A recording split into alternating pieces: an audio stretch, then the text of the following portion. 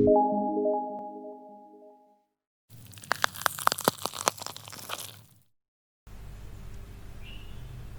umumnya, orang beranggapan bahwa hanya ahli kimia dengan perlengkapan jas lab, kacamata, sarung tangan, dan masker saja yang dapat melakukan reaksi-reaksi kimia. Dan pada umumnya, orang juga beranggapan bahwa reaksi kimia hanya dapat terjadi dalam laboratorium saja. Nah, faktanya, semua manusia sebenarnya pasti pernah melakukan reaksi kimia dalam aktivitasnya sehari-hari. Contohnya adalah ketika kita memasak air. Nah, sebenarnya dalam memasak air, kita sedang mengupayakan agar terjadi perubahan air dari berwujud cair menjadi gas dengan reaksi kesetimbangan dinamis H2O liquid menjadi H2O gas.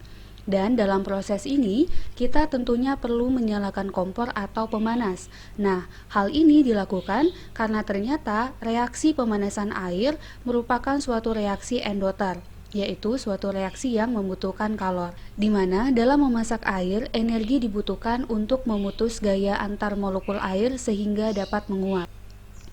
Contoh berikutnya adalah ketika kita membuat es batu. Nah, dalam proses pembuatannya, kita sadar betul bahwa kita harus memasukkan air ke dalam freezer. Jika tidak, maka air tidak akan membeku. Nah, dalam proses ini, sebenarnya kita sedang mengupayakan untuk terjadinya perubahan air dari wujud cair menjadi padat dengan reaksi H2O liquid menjadi H2O solid. Reaksi pembekuan air merupakan reaksi eksoterm, yaitu reaksi yang melepaskan kalor dari sistem ke lingkungan. Artinya, suhu air harus lebih tinggi dari suhu lingkungannya supaya terjadi pembekuan. Itulah mengapa kita harus meletakkan air dalam lingkungan yang suhunya sangat dingin. Contoh berikutnya adalah ketika kita memasak kue. Dalam hal ini, kita terkadang perlu menambahkan baking soda supaya adonan kue dapat mengembang. Baking soda dalam ilmu kimia memiliki rumus molekul NaHCO3 dengan nama natrium karbonat. Baking soda dapat bereaksi dengan zat asam di dalam adonan dan menghasilkan gelembung karbon dioksida berukuran kecil pada suhu 80 derajat Celcius yang mampu mengembangkan adonan dengan reaksi kimia 2NaHCO3 menghasilkan Na2CO3 ditambah H2O ditambah CO2. Selain soda kue, kita juga terkadang menambahkan baking powder.